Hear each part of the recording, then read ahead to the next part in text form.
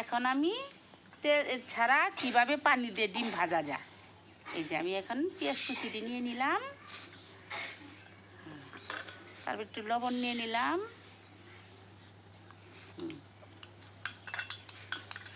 আগে একটু পানি দিয়ে দিলাম, পানিটা একটু বলক উঠুক।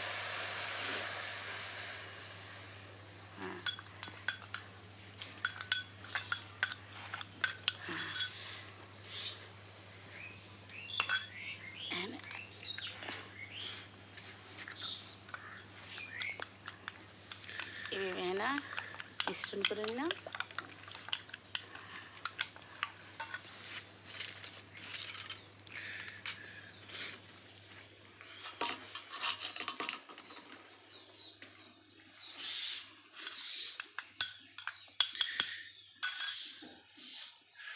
এখানে দেখেন কীভাবে পানি দিয়ে ডিম ভাজানো যায়।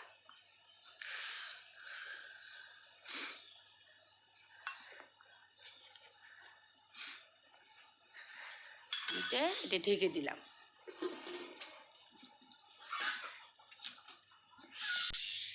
এখন এই যে হয়ে গেছে, এই যে ডিমটা হইতে 2-3 মিনিট সময় লাগলে হ্যাঁ আমি ডিমটা উল্টাই দেবো। হ্যাঁ, এই এটা পানি দিয়ে বাজলে একটু সাদা হয়, আর মনে হয় খোলা পাতিলে বাতে একটু লাল হয়। দুইটা দুই কোয়ালিটি, আপনার যেটা পছন্দ সেইটাই খাবেন। এখন ডিমটা হয়ে গেছে, আমি নামিয়ে ফেলবো।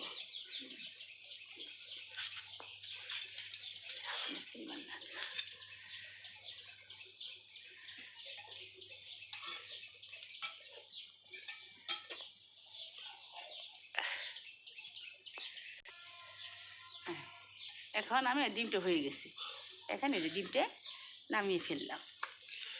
হ্যাঁ, এটা পানি দিয়ে ভাজলাম, আর আগেরটা বাচ্ছি খোলা পাতিলে। আপনি যেটা পছন্দ সেইটাই খাবেন।